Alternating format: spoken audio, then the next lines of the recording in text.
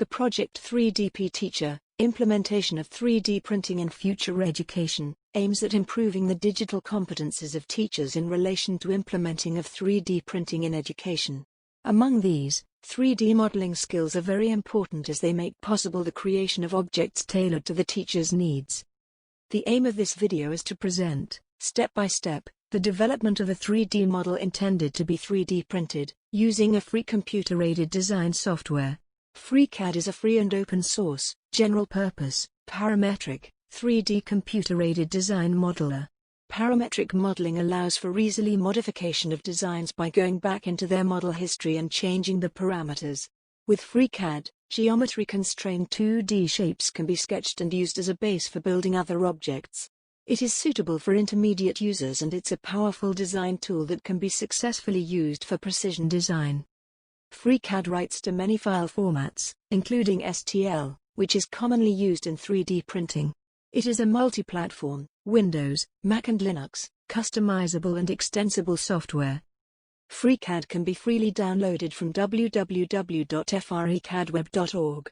To install FreeCAD on your computer, double-click on the downloaded installing file and follow the instructions.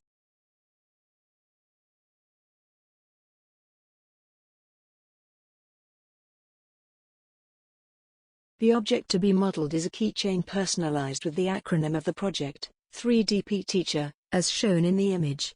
The main dimensions are also indicated. When launching the FreeCAD program, the Start Center is opening.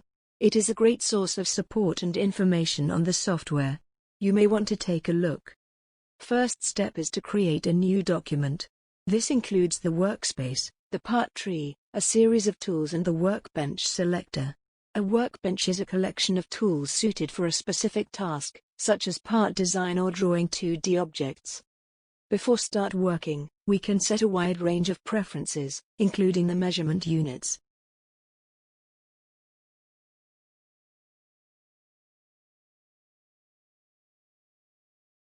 In order to start making a part, we need to switch to a suitable workbench. Part Design Workbench will be just fine for our application. The work in part design begins with a body. Then we will build the solid inside the body by starting with a sketch. We will use the polyline tool to make a rough shape of the object. This does not need to be perfect, as the final shape is done with constraints.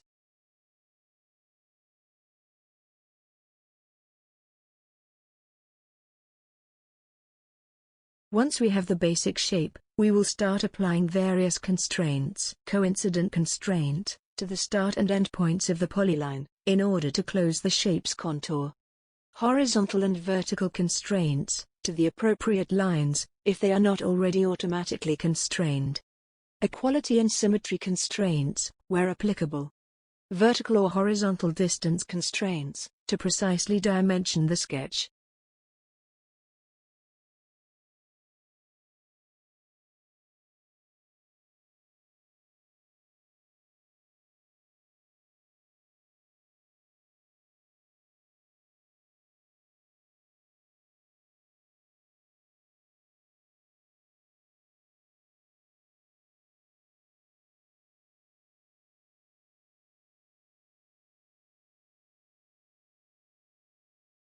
To create the hole in the object, we will add a circle into the sketch, and properly constrain it afterwards.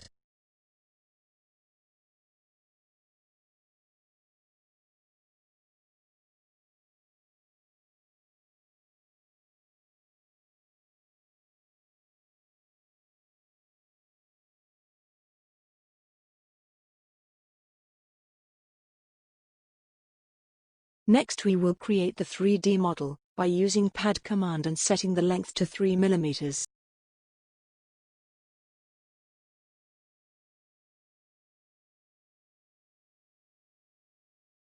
To create the text, we need to switch to the draft workbench. Next, we will select the top surface of the object as working plane, with select plane command. After that, we will press on Shape String button, insert the desired words and set the character's height. We need to make sure that font file points to a valid font.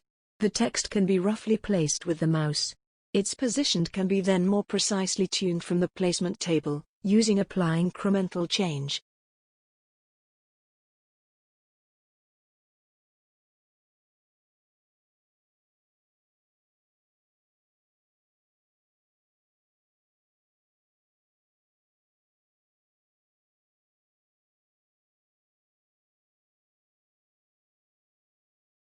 The text needs now to be extruded, and, to do this, we will switch to Part Workbench. In the tree view, we need to select Shape String and then press Extrude. In the Extrude task panel we will select along normal for direction, set a 1 mm length and tick the Create Solid option. Before exporting the 3D model as STL file, we will select all objects in the tree view and merge them into a unique solid object by applying a fusion using Part Union command. Next, we just need to select in the tree view the resulted solid to be exported, choose Export from File menu and set file type to STL Mesh.